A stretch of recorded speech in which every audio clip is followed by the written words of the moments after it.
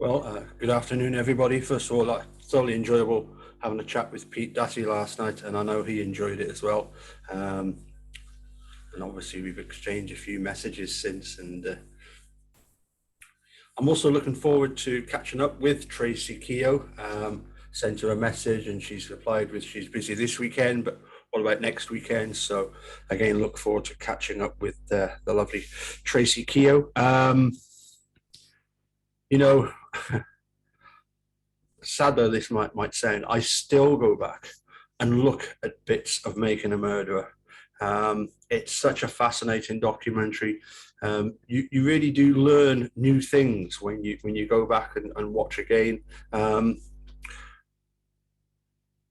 with it being 10 hours, Laura and Moira, they had something like 100 hours of film that they had to cut down to 10 hours.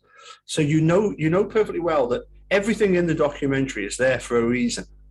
It's there's no filler. It's all there to to explain things and to show us things, even if sometimes it's more implied. Anyway, digressing. Watching round about episode 4, 5, 5, 6, and 7. It might be 5. Yeah, when Stephen is arrested and the state are messing about with Steve and Jodie. Obviously, the reason why that they went after Brendan eventually was because Jodie wasn't going to play ball with them. But it really did struck me that Jodie was being picked on. Also, rather bizarrely, here in the UK, you cannot ban an adult, somebody 18, from drinking. You just can't do that. If you're 18, you're allowed to drink. End of story. And it was remarkable to see that when Steve was talking about proposing to Jodie, that it's got to be champagne. Oh no, I can't have champagne. Why can't you have champagne? Because the laws are so draconian. And which is very ironic when you consider this. Let me share this with you.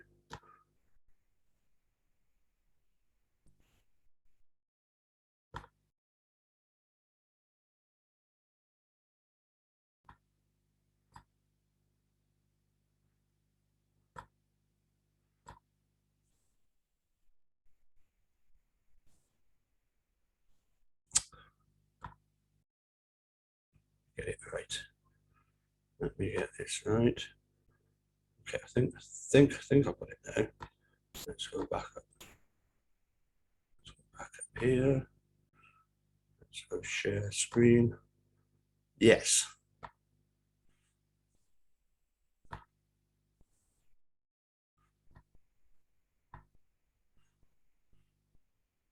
Well, certainly know a bit about StreamYard. I certainly do know about that. Interesting article. Anybody recognize that silhouette? It's the fist of Wisconsin, isn't it? These are America's drunkest states, ranked 2021. Americans like to drink. It's a simple fact of the nation. While some states see higher consumption rates than others, glasses continue to get filled from coast to coast. A recent report from 24/7 Wall Street sought to create a definitive ranking of Americans' drunkest states based on factors like binge drinking rates, alcohol-related driving deaths, and general health. For the purpose of this ranking, binge drinking is defined within the report as 4 or more drinks in a single occasion for women and 5 or more for men. Heavy drinking includes more than 8 drinks a week for women and 15 for men. My goodness. 15 in a night. Easy. Naturally, Utah emerged in last place, with a reputation as a dry state due to having the largest Mormon population in the country. Just 12.2% of its population drinks excessively. In first place, Wisconsin. 24.2% is over 5% drunker than the national average, 19%. But I must point out, when we arrived in Chicago a couple of years back and drove up into Wisconsin, we did cheer when we got there, and we thoroughly enjoyed our time in Wisconsin. Thoroughly enjoyed spending our time with Wisconsinites. Thoroughly enjoyed the whole place. It was absolutely brilliant. Obviously, the reason we were there was for the rally. That's not so good. But let's not kid ourselves. It's only a few bad apples that are making the whole place stink and look bad. Anyway, it's kind of viewed more regionally. The Midwest takes the cake for top 5 drunkest states. North Dakota, which was first place in 2018, switched spots with Wisconsin, though the two have an almost equal percentage of binge drinkers. Whether you're a tequila lover, no. A rosé fanatic, no. Or prefer the soils of homegrown whiskey, quite like whiskey. Find out where you stand in the drunkest states in America. The drunkest states in America for 2021 ranked, as you see. Wisconsin, there's Minnesota. What else have we got there? Alaska. I mean, I don't blame people in Alaska having a few drinks. Well, Michigan, 18th. California, they're too busy drinking Dr. Pepper in California, I believe. Let's come on down. The least, North Carolina. Wow. No, where was Texas? Oh yeah, Texas 20th. New Mexico, Georgia, Tennessee, Oklahoma, Alabama, Mississippi, West Virginia, and Utah. Okie dokie. That was just a bit of fun just to share with you. But as I say, I do find it kind of odd that Jodie's not allowed to drink. What kind of draconian law is that? Why is she not allowed to drink? If you get caught drunk driving, you lose your license. You could end up in jail. She ends up having a couple of drinks and spends a few nights in jail.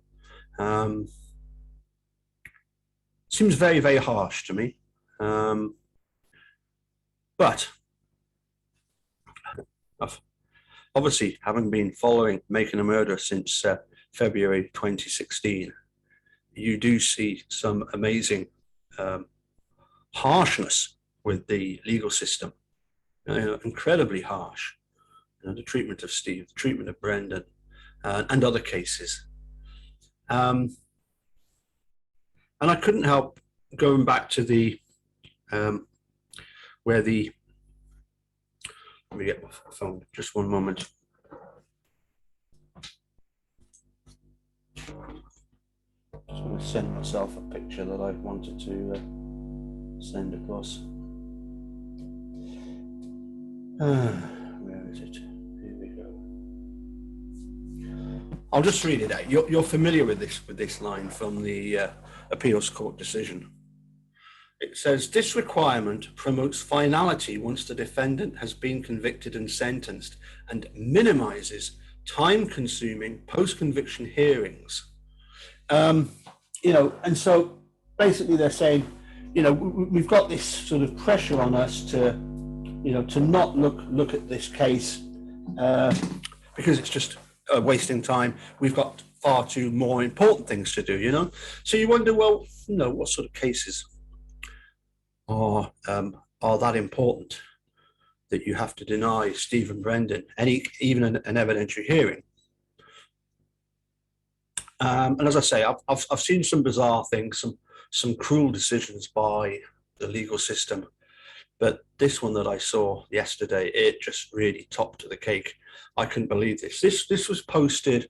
I get alerts from the NACDL, the National Association of Criminal Defense Lawyers, and it was an article that they had featured, and this just beggared belief. Now, first of all, when it comes to the subject of abortion, I can clearly see two sides to the argument, but you can't have a one-size-fits-all. There has to be, common sense comes into dealing with various cases. This to me struck me as a one-size-fits-all. We're just going to, sorry, let me start that again. We're just going to be incredibly harsh on these women. For me, some of the other harshest cases I've come across. Obviously, comparisons between Brendan Dassey and Marty Tancliffe, although Marty Tancliffe, different class. The fact that they coerced him into admitting that he'd killed his parents and didn't realise it. And then you go to people like Michael Morton, who Vic Fazell has talked about, who again was lost 25 years of his life because his wife was murdered, and they arrested him and charged him with it. How cruel is that? The poor guy was being interviewed by Sheriff Boutwell as soon as he arrived home, and Boutwell, the genius that he is, concluded that Michael Morton must be the one that's committed the murder. It's just incredibly cruel how the system is at times. Anyway, hopefully I've found this one. As I say, this is a Reason article, but I was alerted to it by the National Association of Criminal Defence Lawyers, and this is an article by Billy Binion. A woman convicted of manslaughter sentenced to 4 years in prison for having a miscarriage. Whatever the system is, it is not pro-life. Brittany Poulaw has been sitting in an Oklahoma jail for more than a year and a half. She will spend still more time behind bars, having been recently convicted of first-degree manslaughter and sentenced to 4 years in prison for miscarrying her child last year. In May 2020, Poulaw, then a teen, arrived at a local hospital after losing the fetus at 17 weeks. She was soon transferred to a cell and charged with the felony on the theory that drug abuse had led to the fetus's demise. At trial, the veracity of that claim was in doubt, with an expert witness for the prosecution testifying that Poulaw's drug use may not have been a direct cause of death. An autopsy concluded that the unborn child had tested positive for methamphetamine,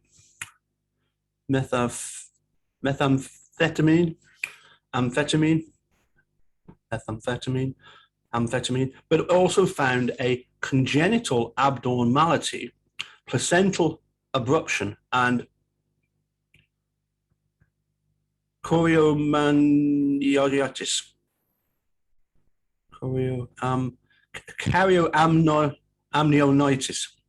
Try that again. Chorioamnionitis, an infection associated with maternal,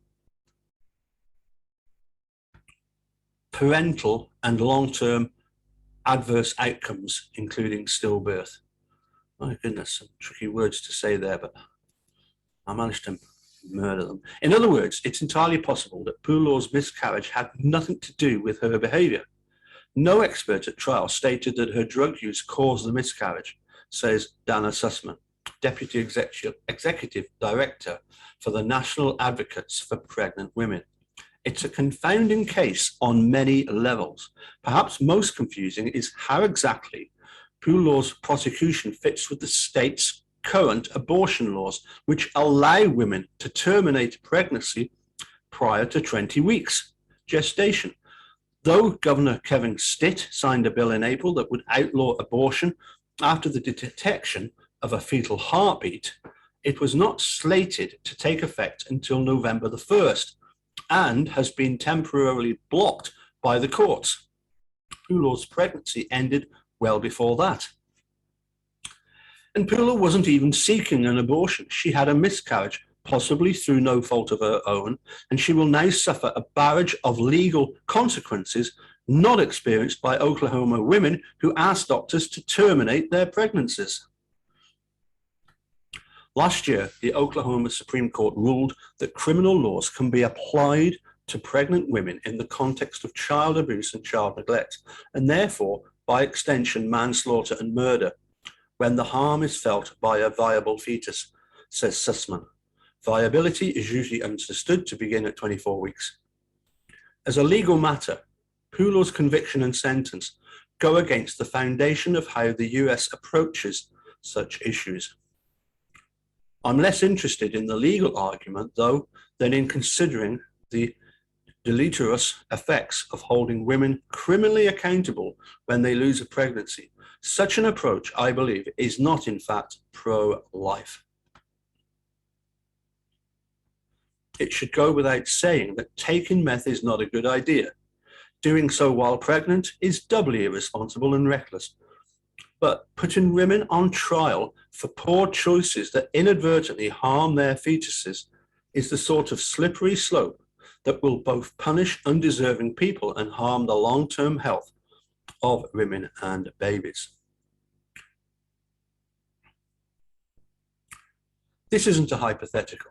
Sussman notes there are several similar prosecutions coming down the pipeline, and Poulos was by no means the first. There was Marsha Jones, an Alabama woman who in 2019 lost her child after she was shot in the stomach.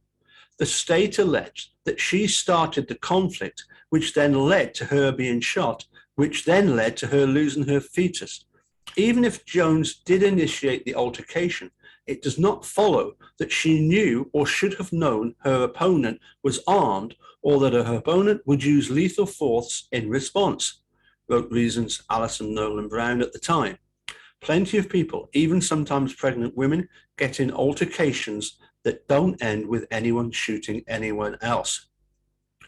Still more perplexing is the issue of inviting harm and where the state decides to draw the line. Drinking alcohol in certain quantities during certain parts of pregnancy is sometimes associated with increased chance of miscarriage, but where exactly the deadly threshold is remains mired in uncertainty. Should a struggling alcoholic go to prison for maybe causing the death of her fetus? People have complex problems, and addictions aren't easily solved by throwing someone in prison for several years. This is the problem. It's the one-size-fits-all mentality, isn't it? Every single medical and public health association and organization in this country has condemned the use of criminal laws to address drug use and pregnancy, adds Sussman. It sends a message that they should avoid prenatal care, that they should not be honest with their doctors, not try to get the help that they need, and puts them in a really difficult position to have healthy pregnancies. Poulos showed up at a hospital of her own free will. Prosecutions like this make it less likely that others in her situation will do the same. Get an abortion and you'll stay free, the state implies. But if you show up at a hospital for help during or after a miscarriage, we might imprison you for years. Whatever this system is, it is not pro-life. Well, Billy Binion, very, very good article.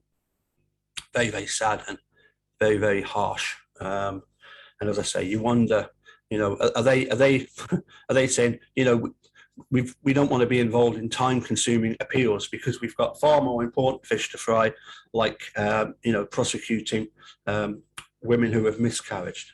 It's bizarre. It's the legal system just gone completely out of control.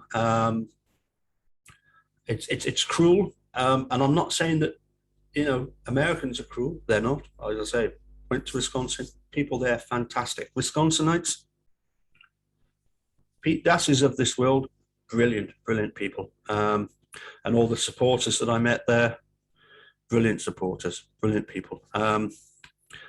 But what an incredibly harsh system. I couldn't believe it,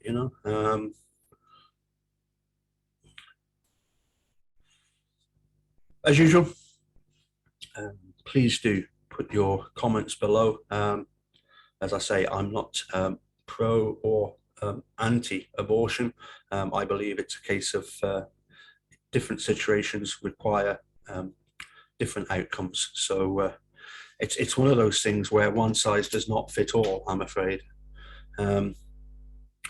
Certainly, it would be worth, I feel, looking at some of the things that the Dutch legal system have. Somewhat connected with this is the business of euthanasia, where you can go to a doctor who will perform euthanasia but it's done in a very controlled way, a very civilized way, a very humane way. You know, if you've got a dog that's not very well, you take it to a vet. I don't know about in America, but in this country, you have to be 2 or 3 times more qualified to be a vet than to be a doctor. Anyway, enough of my ramblings. As I say, let me know what you think, and we'll keep scouring for more articles to have a look at, and look forward to having a chat with 1 or 2 people in the not too distant future. Thanks for tuning in. Catch you again soon. Bye for now.